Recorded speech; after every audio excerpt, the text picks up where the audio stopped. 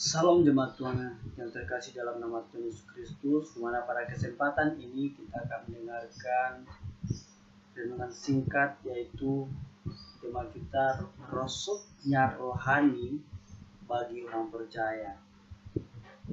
Setiap orang percaya pasti kita diperhadapkan dengan godaan-godaan dan tantangan-tantangan yang akan menjerumuskan kita ke dalam dosa, yang akan menjauhkan kita dari Tuhan. Tapi bagaimana kita seorang percaya mengatasi seperti situasi-situasi yang memburuk, situasi-situasi yang diperhadapkan kehidupan kita untuk tidak berhubungan dengan Tuhan lagi.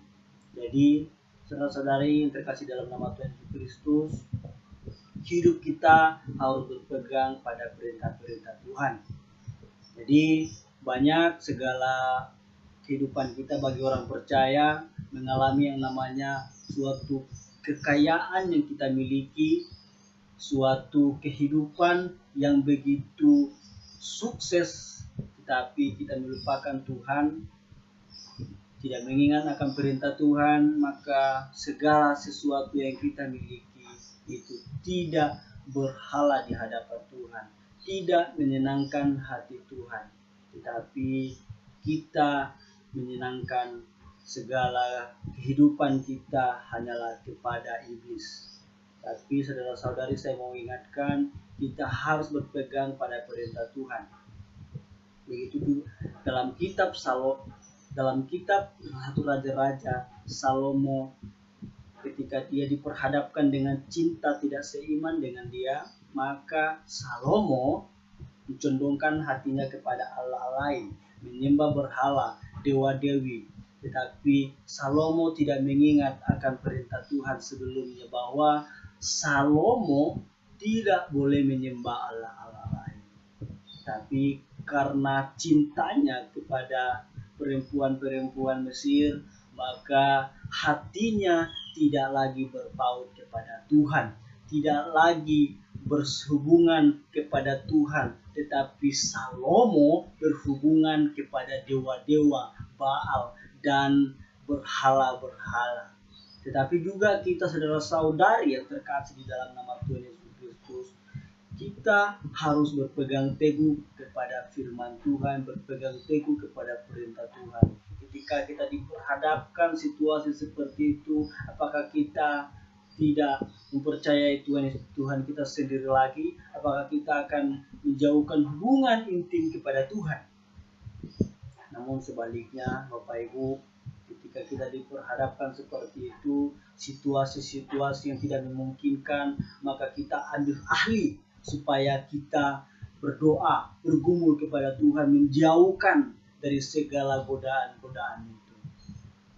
Yakin dan percaya Tuhan tidak akan menjerumuskan kita ke dalam dosa, karena Tuhan adalah Sang Penyayang, Tuhan adalah yang Maha Pengasih, Maha Penyayang. Kita mengingat akan janji-janji Tuhan supaya kita hidup di dalam Tuhan. Maka saudara-saudari, dalam kehidupan kita, ketika kita mengalami kekayaan, ketika kita mengalami sukses, maka kita akan lupa diri bahwa siapa yang menghidupkan kita, siapa yang membangkitkan kita dari kelemahan, siapa yang menyembuhkan dari penyakit-penyakit kita. Kita lupa siapa itu. Namun semua yang kita miliki itu adalah milik dari Tuhan.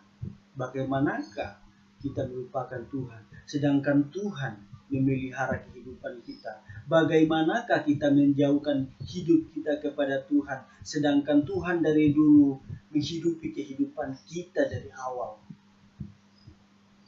Ingat saudara-saudari, ketetapan kita harus pada berpegang pada firman Tuhan. Hiduplah setia kepada Tuhan. Jangan mengikuti omongan orang, jangan mengikuti godaan-godaan lain ketika kita diperhadapkan situasi-situasi yang sangat memburuk. Ketika kita diperhadapkan situasi-situasi seperti itu, marilah kita menyerahkan hidup kita kepada Tuhan seutuhnya, supaya Tuhan memberikan jalan keluar untuk tidak berpegang kepada Allah lain. Bagaimana kita seorang yang muda ketika kita mencintai yang tidak seiman kepada kita? Apakah kita akan jauh dari Tuhan? Banyak anak-anak muda yang zaman sekarang meninggalkan Tuhannya sendiri ketika ia mencintai seorang yang tidak seiman. Bagaimana mungkin kita mencintai seseorang yang tidak seiman dengan kita kalau ia tidak mencintai Tuhan kita sendiri? Dan bagaimana mungkin kita mencintai seorang yang tidak seiman dan kita juga tidak mencintai, yaitu Allah mereka yang mereka percayai, tapi kita mencintai yang namanya perempuan yang seiman kepada kita, yang percaya sama-sama kepada Tuhan. Tapi kalau kita cinta kepada tidak seiman dengan kita, maka hidup kita akan diperhadapkan dengan situasi itu, maka hubungan inti kita akan lepas dari Tuhan.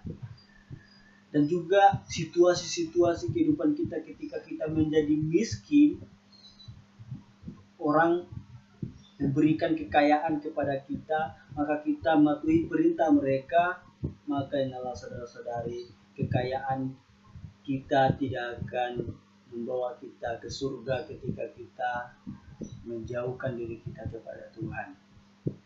Sesungguhnya hidup kita, baik kita miskin, baik kita buruk, baik kita tidak